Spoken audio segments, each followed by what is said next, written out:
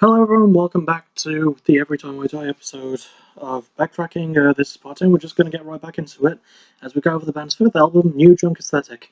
Released in 2009, it would be the band's first for their current label, Epitaph, and Steve Everts returns to produce, making it the first time in the band's history to use the same producer twice, despite the fact that they switched record labels, which kind of confused me. It would also mark some lineup changes, as Ratboy would record drums but was on the out with the band anyway, and the band would gain a new bassist in Josh Newton for this one. We also have some guest stars with Greg Puciato of the Dillinger Escape Plan appearing on the song The Marvelous Slut. Yes, that is the song's name. Pete Wentz of Fall Out Boy appearing on the song After One Quarter of a Revolution. And Matt Cawthron, I have him saying on the right of the Bronx, appearing on the final track, The Sweet Life. Now, for the background bits. In 2008, the band announced Josh as their new bassist, and a month after that, the band were unsigned from Ferret. In January 2009, they signed with Epitaph and started writing for this album not long after that signing. And Keith himself is proud of this album, as is the band. Then they say that, despite being around for a decade at the time of this album's release, still having new ideas was a huge help to them. And for a while, they were afraid that they were slowing down, because when bands get to that point, it can happen. But for these guys, hell no. I think one thing that helped was that the band took more time for this one. Sure, 2 years between releases isn't anything new, but the band went on a tour in May with Gellert to promote the album, and the damned thing, get it, didn't appear until September. To nobody's surprise, a great album would lead to touring with great bands such as Architects, In Flames, Cancer Bats, and Gwar. So yeah, the band did well for themselves. It takes a lot to upstage names as big as those in metal. The album sound is like a fusion of all their other stuff, but it doesn't feel lazy. There's actually a lot of their debut in it, and I like how it's worked in with the other sounds. Lyrics are open to interpretation as they usually are for ETID, but let's go with Love, Life, Politics, and Fame. And the band themselves obviously kill it too. Keith does more clean singing as well as some more of his great screaming, and he sounds better with each album. Andrew and Jordan both come out swinging on their guitars, killing it with the really punchy riffs. Josh does great work as the bassist with good grooves and scales, and Ratboy's appearance, for lack of a better term, is pretty heavy, it sounds good, and it's furious as all hell. Certain songs include Host Disorder, Wanderlust, The Sweet Life, Turtles All the Way Down, and my favourite in For the Record. Fun, energetic, and written, performed, and produced well. Every Time I Die crafted the beauty in this one, and not surprisingly, I can recommend it. It's really fucking good. We then reached their sixth album, X Lives. Released in 2012 through Epitaph, Joe Barresi would be on hand to produce this one. So another great producer there, as I've gone over before. And we have a special guest spot as John Christ of Danzig plays guitar on the song Revival Mode, or as the band listed it, high caffeine lead guitar. The band would also have a new drummer in Ryan Leggs Ledger. Leggs is a great nickname for a musician who primarily hits things with sticks, I think. Also, it would be the band's last album with Josh Newton, who would leave after the recording was done, and he was replaced by none other than former bassist and current bass, it's weird, Stephen McKeish. And for those stifling that you call set my bitingly satirical jokes, then hold your laughter further, because this album, well, it's fucking great, but it's also maybe the band's darkest, and I still have one more to listen to. I had one more to listen to as of writing. I couldn't find as much of a background for it, except for that the song Underwater Bimbos from Outer Space, Keith had to draw and pay attention to a sense of defeatism. So the message doesn't fit the song's title, really, but it does fit the band's shtick. They could have all of the funny song titles in the world and still apply having a dark subject matter and instrumental work to it. Countering that, they could have a serious song title and just go completely off the rails, trying to squeeze in as much likeable sarcasm as they could. I guess the cover art is the first clue, as it depicts what appears to be a riot. It's a good indicator of what the record itself contains, despite the title being a pretty good play on words. Even from just that, this album has ETID signature intelligence and wit all about it, and once again, the band do their damnedest to make sure that it's a different kind of album to previous stuff. Sure, there's combinations of the older styles mixed up, but there's some newer stuff tried, and it fits in well with the subject matter in a very forward-thinking and progressive way, without being pedantic or disingenuous. It's one of their more mathcore leading albums, definitely the most since Last Night in Town, but it's got so much experimentation added to it that it works so well. And the sound matches the lyrics, which go over things like defeatism, religion, social violence, and things that I didn't think that this band could get away with talking about. Boy, was I glad to be proven wrong. Keith's vocals and overall performance is fantastic, with great delivery. Sorry, I thought it was snowing for a second there. Screaming and singing, Andrew and John putting great riffs and breakdowns. Josh's last performance is chock full of great times, thick grooves, and a dark backdrop too. And for Leggs' first appearance, he puts in some heavy, fast, and mean work rate. Standout songs include I Suck, in brackets Blood, The Low Road Has No Exits, Revival Mode, Partying Is Such Sweet Sorrow, and my favourite in the closing track, Indian Giver.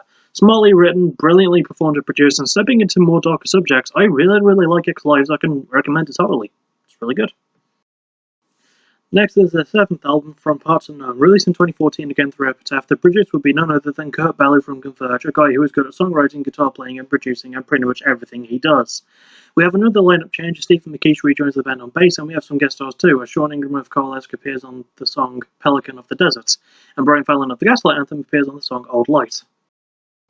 Now, the former of those two I get, because Coalesce was a pioneering mathcore band in the 90s, but a blues punk lead singer too, that really does go out there, but I like it, because it works. In terms of background, I will be talking about Kurt for a bit, because, well, I sort of need to when I'm talking about this album. The band are fans of Converge, as well they should be, and they were intimidated by Kurt, so they relished a chance to work with someone who they knew would push them, and push them Kurt did. Keith had laryngitis during the recording, so he had to record most of his vocals in one day. Around the time, Keith would have been 34 going on 35, and he did that.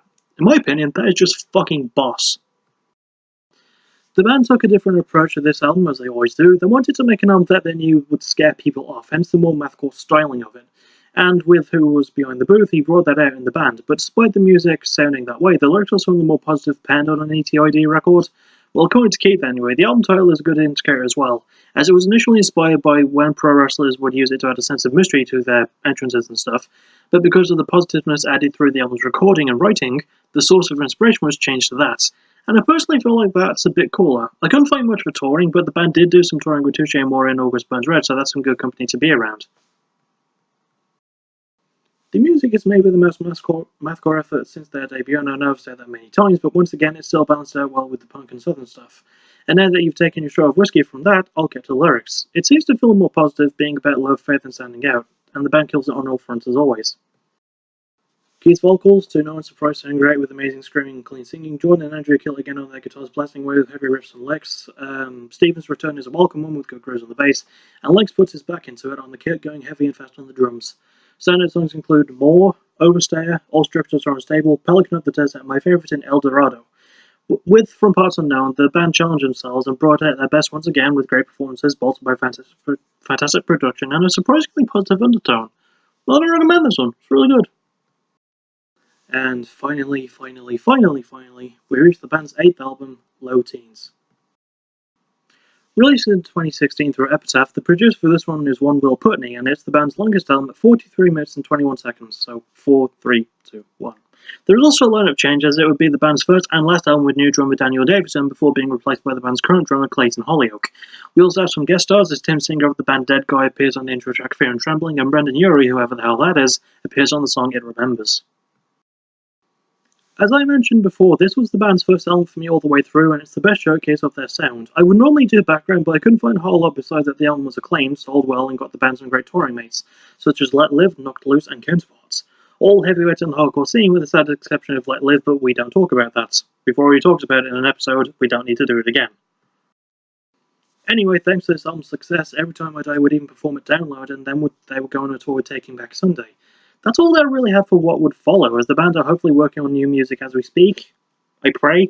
But in case I need to say it, Low Teens is pretty fucking sweet. It's the band's smoothest sounding album by far, and that could be due to either Putney's great work, the band's natural ability to progress in such a great way, or maybe it's Epitaph being the awesome fuckers that they are, because they're a really good label. Who can say? It's a great combination of what the band is known for, mixing in their signature energy and experimentation with a solid foundation to help guide the album.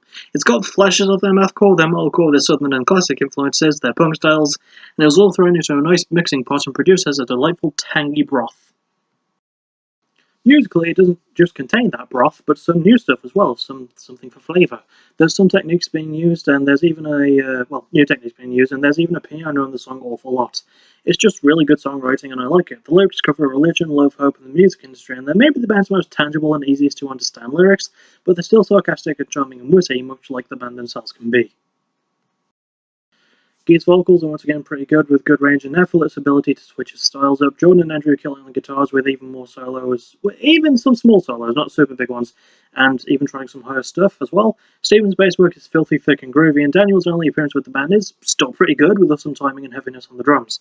Standard songs include Awful Lot, Fear and Trembling, Religion of Speed, I Didn't Want to Join Your Stupid Cult Anyway, and my favourite, In the Coin Has a Say.